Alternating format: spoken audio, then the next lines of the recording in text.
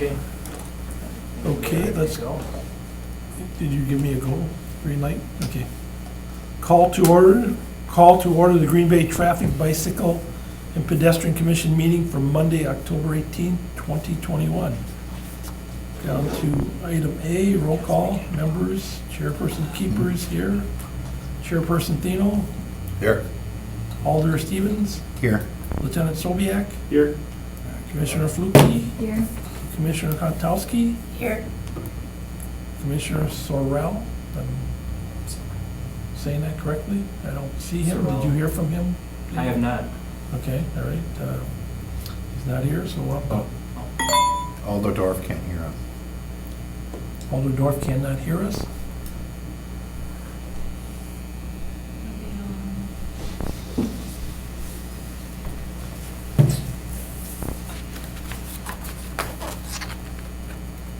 Oh, I think you just have to unmute this.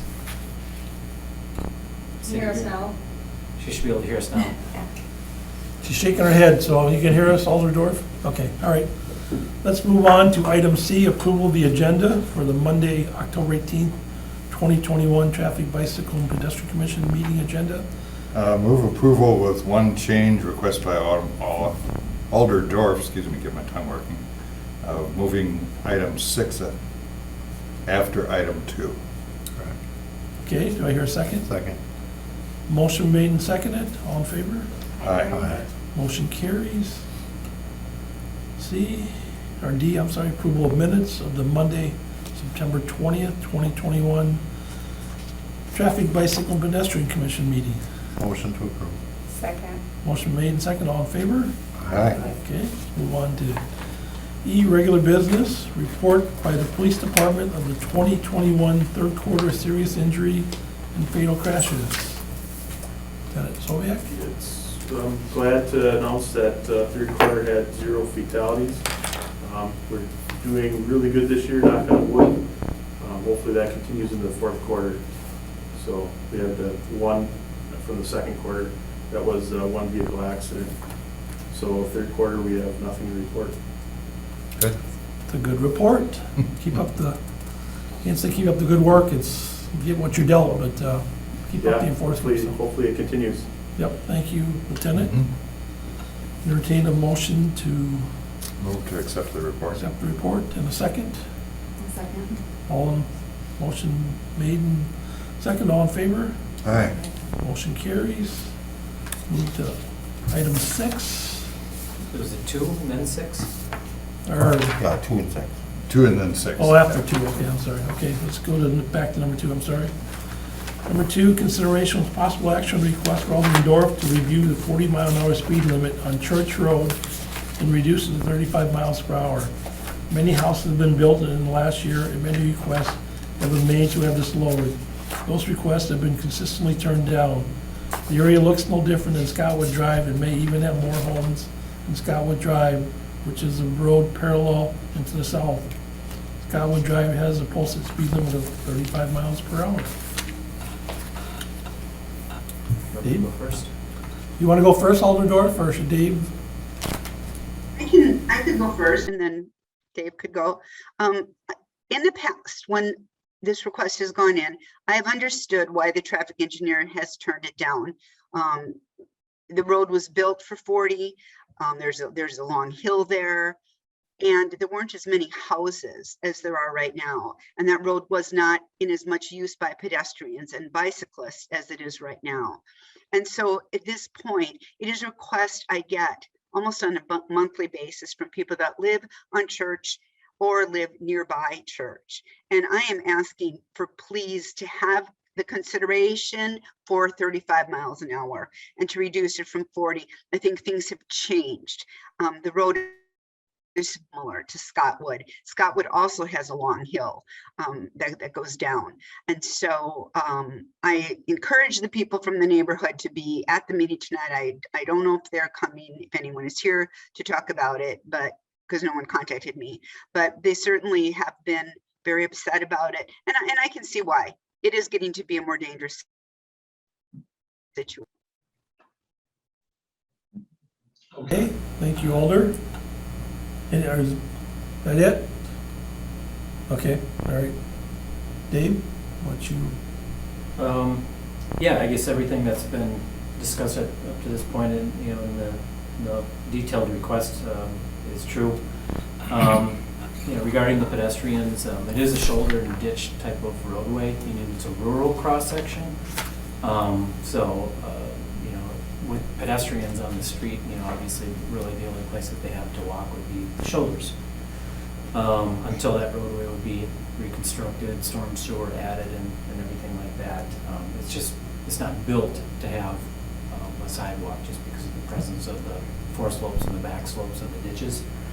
But yes, there's been more homes that have been developed along the stretch. And obviously it's contributing to some of the requests. This is one, there is history as the elder was describing. I believe the first time that this was brought up, I believe the request was from a constituent that was asking for it to be reduced to 30 miles an hour. At that time, I believe that was April of 2018, I had actually driven that, I remember I had a convertible at the time, and it was a very nice day. I remember pulling it down and driving it, which to me kind of accentuated just, you know, the speed. And I took it at 30 miles an hour, and I thought it was incredibly slow. I mean, it felt very awkward. Well, maybe I should share my screen so you can get an idea of where, you know, what it looks like, because there are homes on the south side of the road, but the north side, I'll just show you on the Google Earth Pro. Let's see, there we go. So let me just. Where does Church Road go into the town of Scott? Yeah, its western terminus is right at the Bay or Nicolay Drive, and then it just continues out to 54, 57. So I'll just zoom out here so you can see for yourself the extent of this. So where the push pin is located is actually the area in question. Between Sussex and Durham, so basically right in between here, this is where a majority of the parcels that have been developed, that's where they exist. And there's probably 4 or 5 maybe to the east here of Sussex. So you'll see here's Bay Settlement Road, and then ultimately it intersects with Highway 57, which leads into Door County. So this is the segment. I'll zoom in just a little bit. This aerial image, it's probably going to be a little bit dated. Yeah, it's actually a lot of dated. So as you can see, there's only 4 homes in here. There's probably at least a dozen, I'm going to guess now, in that area.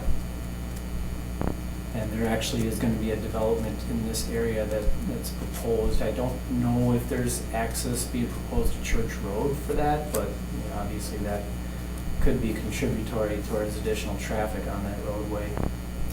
But honestly, I don't know if that's the proposal at this time. But just like any other roadway, that a request for adjusting speed limit, modifying speed limit is being requested.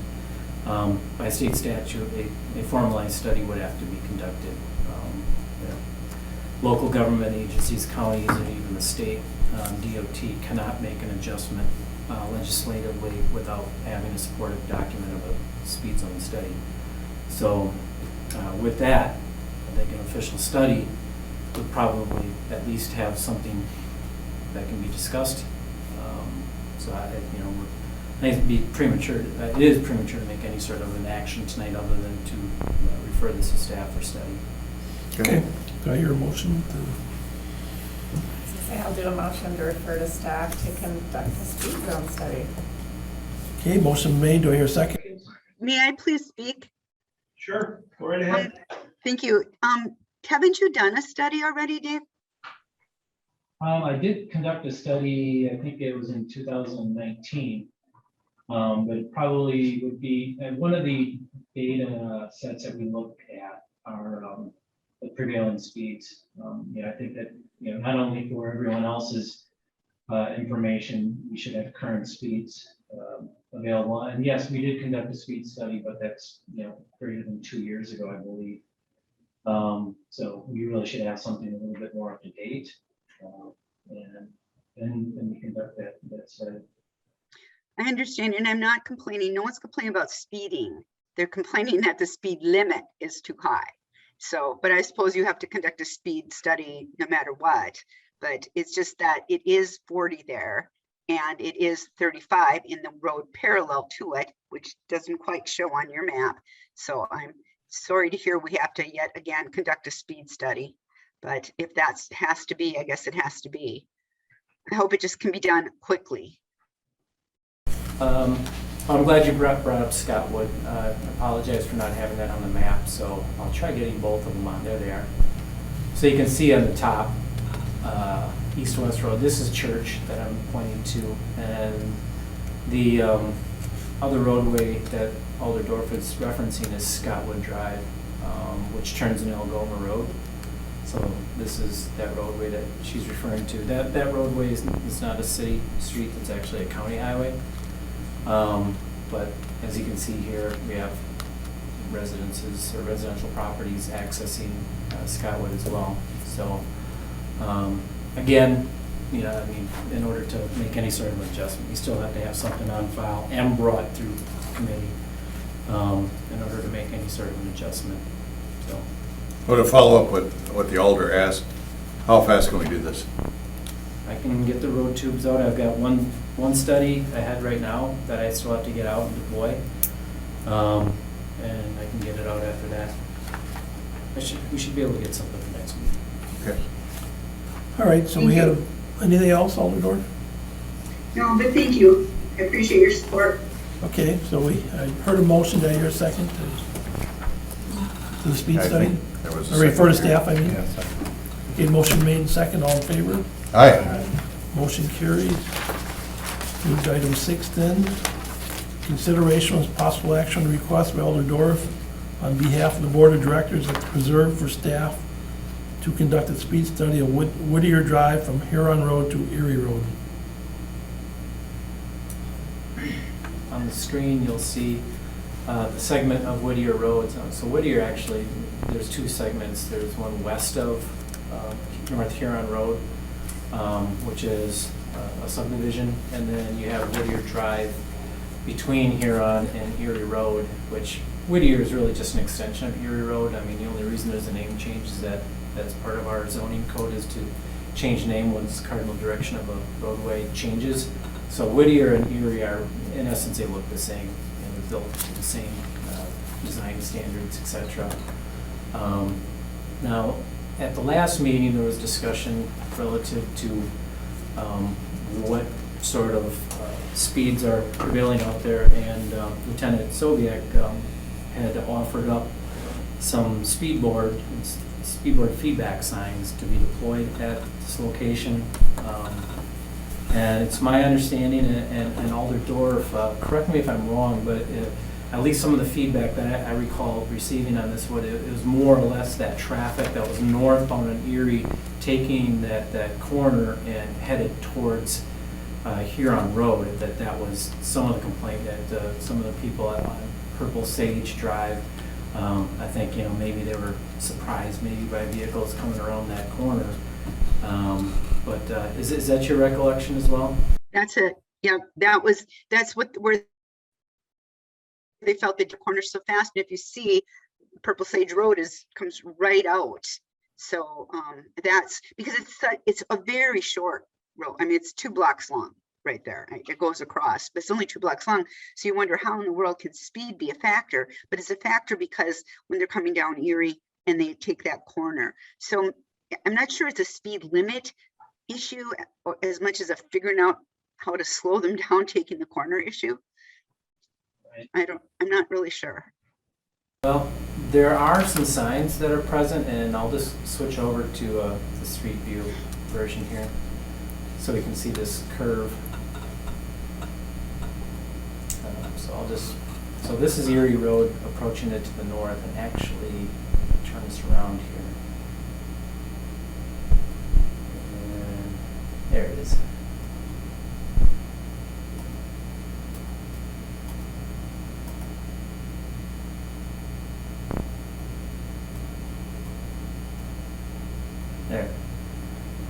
So you'll see we actually have 15 posted. mile an hour. Yeah, so there's two different types of curve/turn signs. You'll see this one with a right angle that indicates something slower, so that's why we have a 15 mile an hour advisory placard underneath it. If you would see it more with a curve, more flattened on it, that usually means it's a little faster. So we actually used the proper sign on here for the slowest type of movement for a turn. So it is posted in both directions. I just wanted to show you this one just to show you that it's there.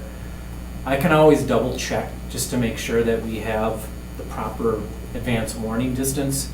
The reason I say when I look at this, it's hard to really gauge distance, but based off the speed, we have tables that are engineering tables that would determine what the proper distance would be from that curve. So anytime you have them either too far or too close, that can actually have an adverse reaction on driver behavior.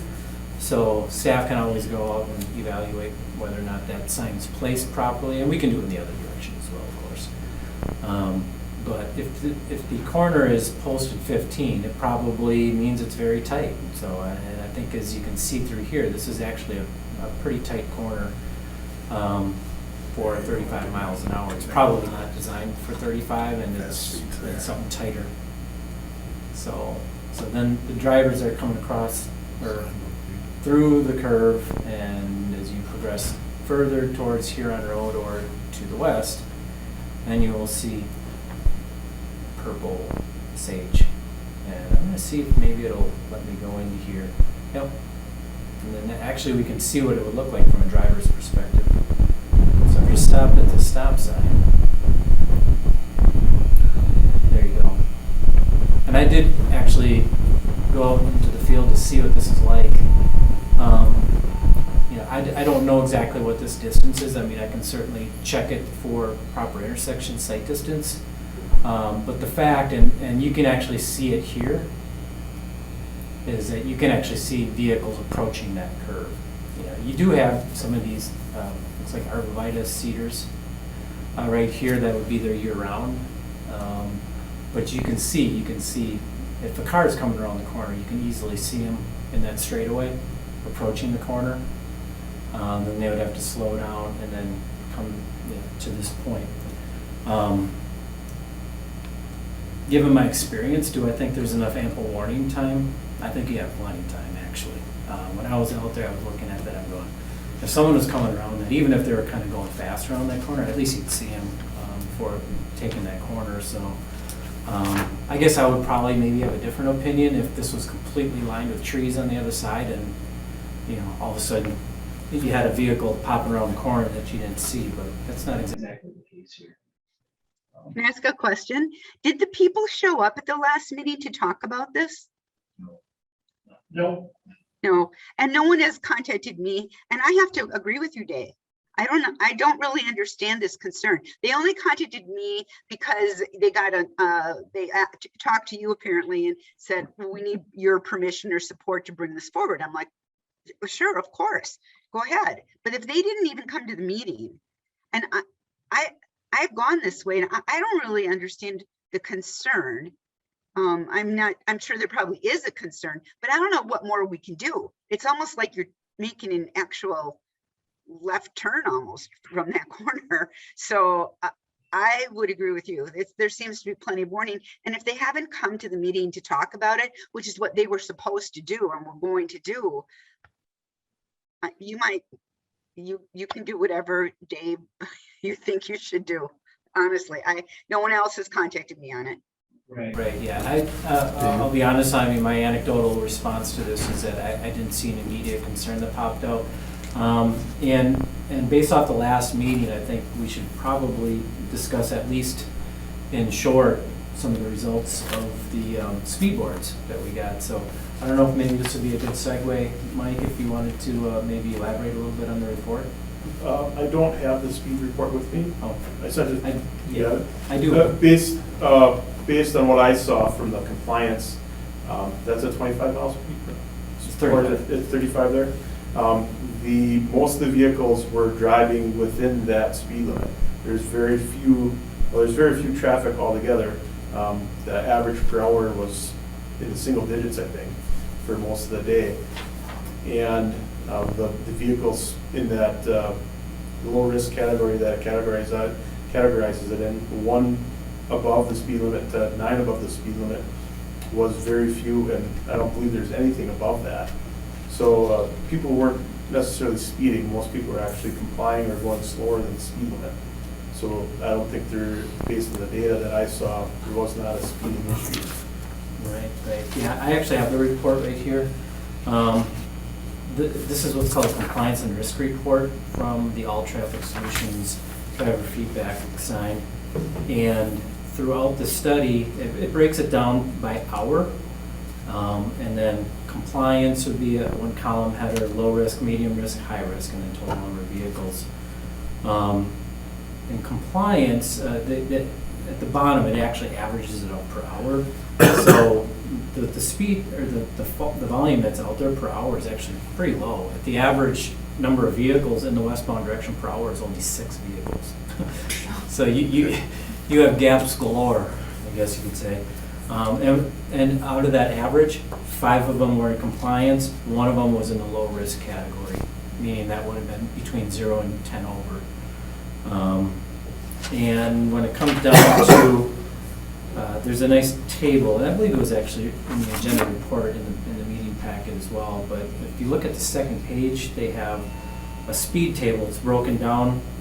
The x-axis would be the hour of the day, and the y-axis would be the speed. So it shows speed limit, which would be the flat line, which would be 35. There is mean speed, which would be average speed, which is very similar to 50th percentile speed, and then 85th percentile speed. And the mean 50th and the 50th percentile speeds were significantly lower, it looked like, than the posted speed limit. And the 85th percentile for most hours was below the posted speed limit. And when it was over the speed limit for, say, maybe a third of those hours, it was maybe 1 mile an hour over the posted. So I'll be honest with you, these are actually pretty good numbers. So, Mr. Chairman? I was gonna say, I it's have a better question. anywhere in the city. We need more curves like that, I think. right, well, hurts our speed calming. They are. All right, yes, Dan. Oh, I have a question. Oh, Greg, go ahead. So, I don't know how clear this video is, but when we went through those cautionary signs, they look kind of faded. Are they faded out there? I don't know, honestly. That one looked faded. Now that's what I was that I'm recollecting this, I may have actually ordered those to be replaced. A lot of times when I look at these, and the older, and we've talked about this probably maybe over the last 6 to 12 months. It's predominantly been the board of directors for the preserve. The preserve is that subdivision to the north. And I've been in contact with now, I believe it would be their second, whoever the representative is for that association. And it was the first gentleman I know that it seemed like he was a little bit more concerned. Now there's a second person. At least my feedback, it just didn't seem like they were as concerned, but obviously they were forwarding on these messages from other people on that association. But I can always check the signs. I can always, like I was saying earlier, look at the distances. I think distances set properly in advance of curves can improve compliance as well. And I can always check crash history as well. If there seems to be anything else that we need to do. But I mean, I can see, even on here, I see a night arrow that's there, and there's going to be another one in the other direction. So these are really, honestly, proper ways of establishing signage for a location like this. So, I mean, and whatever you would have for a motion, I mean, staff So- would go out and check those things. I'll make the motion Place that, on file would be my suggestion. yeah, but before we do that, motion would be to go out there and make sure the signs are posted correctly, and if they're faded, for them to replace. Would that be Yeah. correct? Yeah, you could say, refer to staff to evaluate existing curve signage. And, I mean, you could really have a two-part motion. I agree with the alder because, in order to really process the official request, you probably want to receive and place it on file. Then you could have a second part to that motion to refer to staff to evaluate the curve signage and upgrade as necessary. Perfect. Well stated. Well stated, Second. that was a motion from somebody here. Yep, Second. motion. Motion made and second. Who, I didn't catch first and I second. You said it, right? Motion made and second, all in favor? Aye. Aye. Motion carries. 3, consideration of possible action on request by the traffic engineer to establish a one-way stop condition on Gilbert Drive at Ontario Road. I will zoom into the location so everyone can see it. Well, actually, what you're going to see is the before condition. So you'll see where the push pin is. There is now an intersection there. So this roadway here that runs east and west has now been extended to Ontario. Now Ontario is, I believe the designation in this area is a collector roadway. So it's designed to carry higher volumes of traffic, and it, in essence, collects all the local roadway traffic into it. It's standard for engineering to establish stop conditions at T intersections or even four-way intersections of any local road with a higher hierarchy. So in this case, we have collector roadway. So because it is extended, we should be putting a stop sign at that location. So it's my recommendation to establish a one-way stop condition on Gilbert Drive at Ontario Road, and I will further that with waiving the 90-day trial period in this situation. The only reason that you would ever want to put something like this on a 90-day trial is that if there was a lot of traffic coming out of there, maybe we'd be looking at a multi-way stop. But I mean, this thing just opened up and it's pretty low volume. I mean, when I went out and looked at it, I didn't see a single car coming through. So it's not to that level by any means. So yes, that's my recommendation. Okay, do I hear a motion? Mr. Chairman, I'll move with the stipulation that the 90-day trial period be waived. Okay, motion been made, do I hear a second? Second. Motion made, second, all in favor? Aye. Aye. Motion carries. 4, consideration with possible action on request by Alderman Gelvin to move the no parking zone on Cass Street, Roosevelt Street to Cass Street, from the north side of the street to the south side.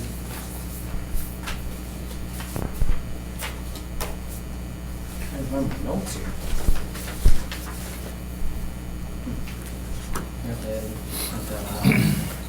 Anyway, I know this one. Anyway, I'm going to zoom into the location. Actually, if you have the agenda packet, that was all I was really going to present anyway. So, yeah, this is actually a location that, if you look at the northwest corner of Irwin and Castle, it's basically these buildings north of where the push pin is located. That actually is a former school.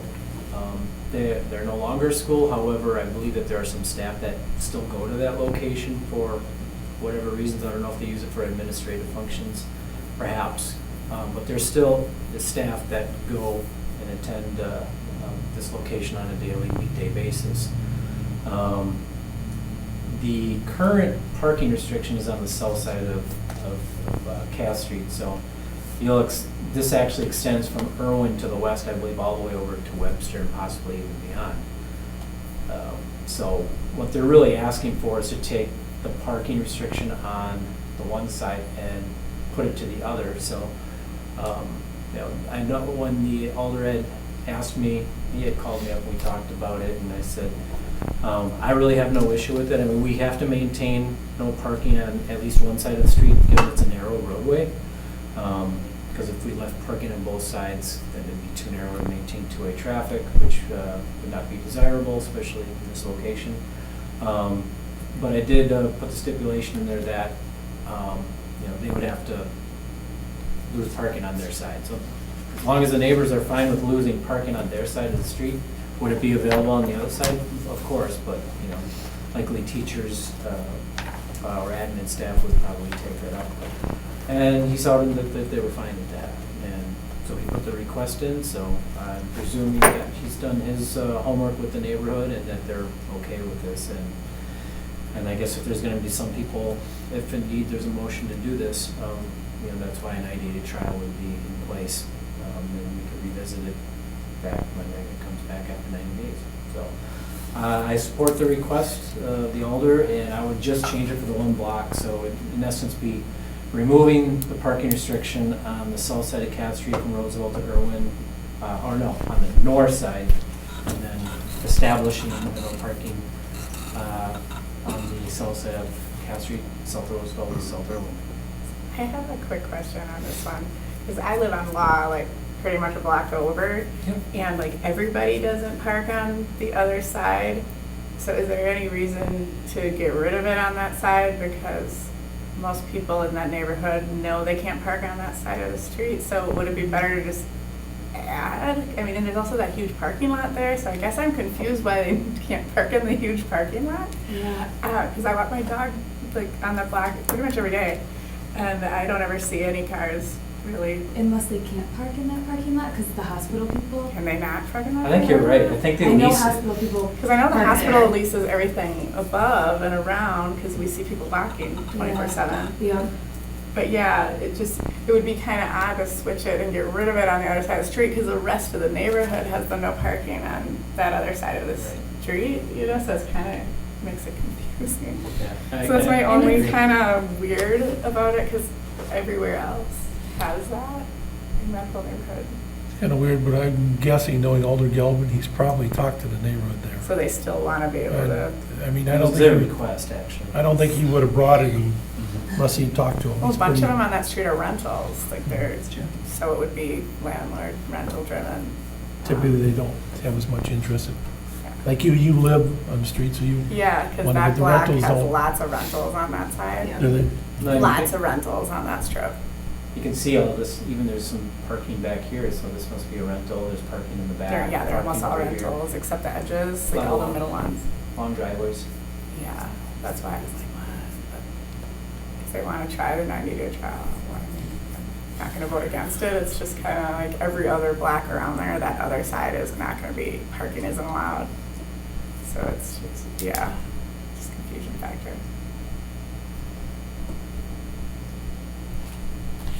I guess that's what the trial's for, right? Yeah, that's Hypothetically exactly. talking to the Yep. people. It'll come back if they don't Yeah, Right. like it. but- because I know what you mean. I'm over there all the time too. Yeah, so it's kind of weird. Yeah. All right, you have a motion for this request? Sure, I'll make the motion to move the parking, no parking sign from the north, put it on the south, between Roosevelt and Irwin. Yeah, Yep. All right, and a second? Second. Motion made and second, all in favor? Aye. Motion carries.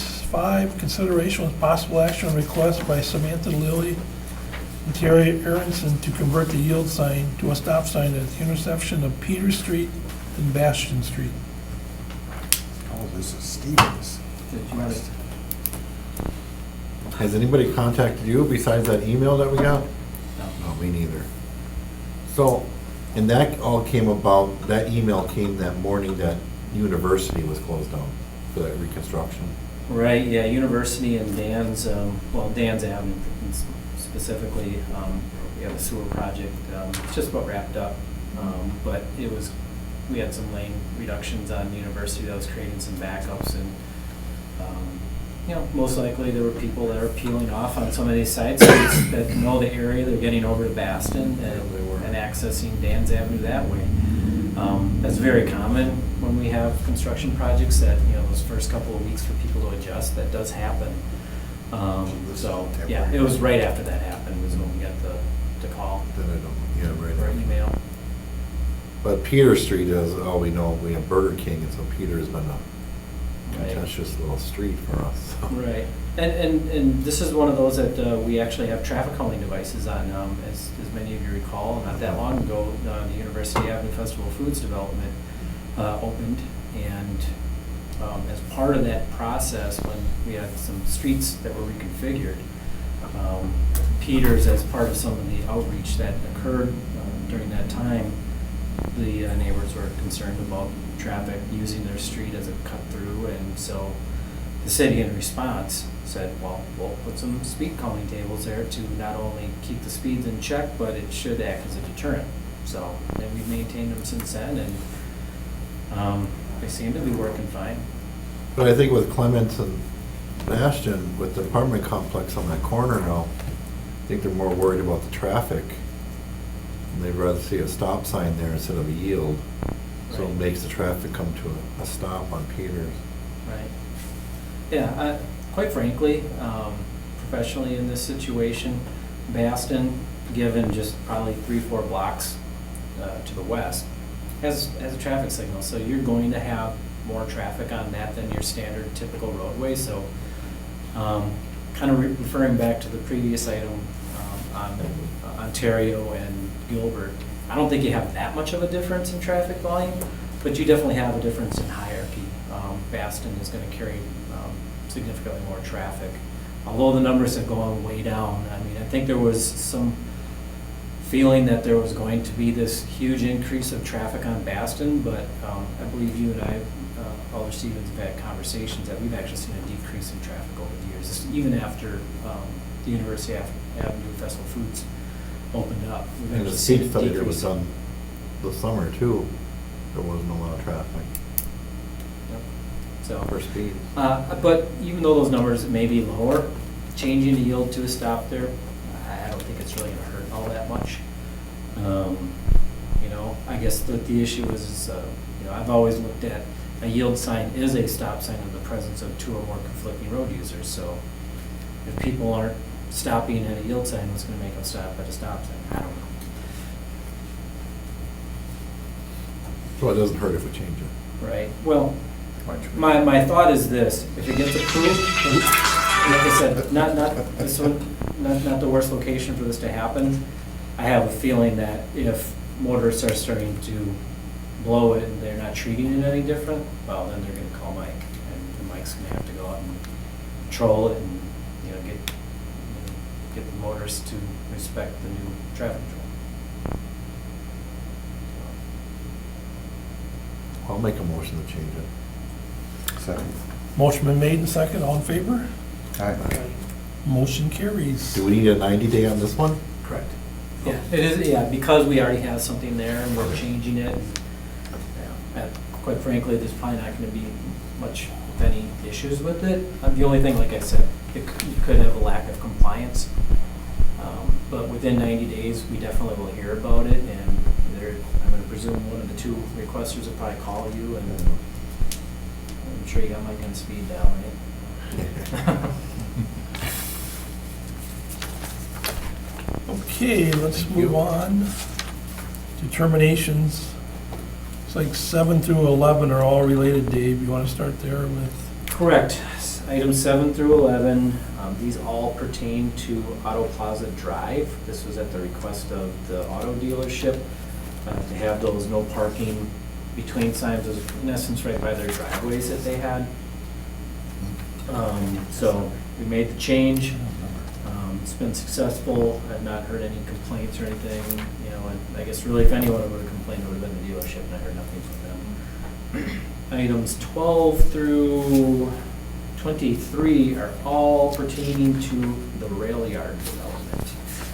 And these were simply changes that needed to happen due to the roads being opened.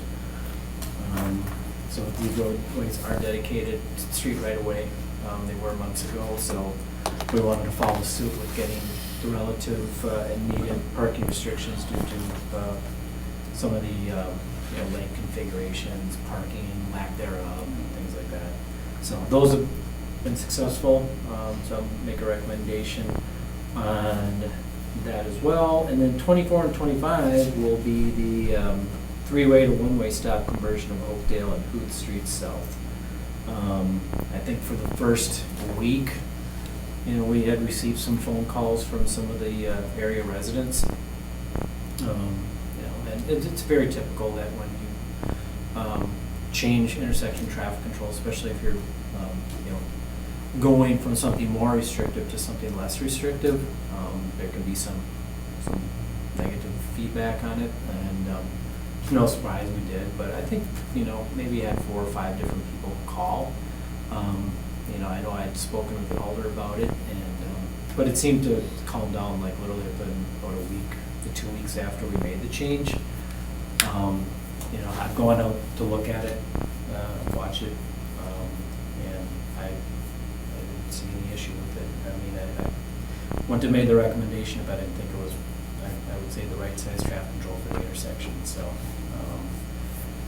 That said, I will make a recommendation to the commissioners for items 7 through 11 is one group, 12 through 23 is another group, and 24 and 25 is the third group, to take them all in mass and adopt by ordinance, each of them. Mr. Chairman, I would move approval of 7 through 25. Motion been made, do I hear a second? Second. Motion been seconded, all in favor? Aye. Okay, motion carries. Move on to informational. Next meeting, Monday, November 15th. Anybody know they won't be here, or any issues with that date? Okay. And then I just have one last thing, I want to take a few minutes here. I work for a company in Green Bay, it's called Amberhart, most of you probably have not heard of them, but I went to my boss, he's the CEO of Amberhart, my boss, and I talked to him and let him know about the concerns I've heard over the years about the city speeding and all that issues or whatever. My employer has it's called the Amberhart Foundation. Each year they give so much money to communities that we worked in, so I don't know if I convinced him or what, but I told him the speeding issues, so Mike, you better not pick him up or whatever, but anyway, he's agreed, the Amberhart Foundation has agreed to give $10,000 to the Green Bay Police Department to buy moving radar units, which we've heard in the meetings before, that would help officers, hopefully, not gonna eliminate the speeding issues in the city, but, you know, one step forward to trying to slow people down in the city of Green Bay, so we're gonna make that donation. I'll talk to you in a minute, Mike, how it's gonna go through the Green Bay Police Foundation, but I just wanted to note that in the meeting here, that, I mean, I've sat here for a number of years, and it's by far the hottest or stickiest item, and, you know, Kasha's got a real life experience of somebody, you know, wasn't paying attention, was probably speeding, as you said, and so if we can slow anybody down, hopefully that helps a little bit, so. But anyway, just wanted to announce that here tonight, and so, Great. yeah, no, I think it's good for the city, and some people might not like it, we get pulled over, but don't speed, you won't get pulled over, so that would be my That's comment, right. so. Well, the police department certainly appreciates the donation. That's gonna help. We should be able to outfit 5 squad cars. The next batch we get for 2021, we will be able to put 5 new moving radar units in. So that's gonna help greatly. Yeah, and I think, I think you told me that right now you have 5 units that Yep. have moving radar, and there's like close to 50 if I remember right, so. Yeah, so, I mean, you know, we'll have 20% of our squad will have it in. So that's a big step forward from a year ago when we only had about only had 2 a year ago. So it's a big improvement in a 1-year time period. Your employer willing to come to the next traffic meeting? Oh, I don't know that he wants too much publicity for it. I mean, he likes to kind of, You can thank Mark from it. well, you know Mark, do you? He's good to us too. Is he? Okay, so, There you go. yeah. No, like I said, my company gives a lot back to the communities we operate in. Gosh, you can kind of, I didn't know that, but, Donate to the museum. yeah, so, but anyhow, it's, like I said, I think a good thing, and he's more than willing to contribute, but I'll ask him once if he wants any recognition for it, but knowing him, probably not. Yeah, so. Okay. With that, I will entertain a motion to adjourn. Motion to adjourn. Second? Yep. We're adjourned. Thank you all. See you in a month. Hammerhead's an awesome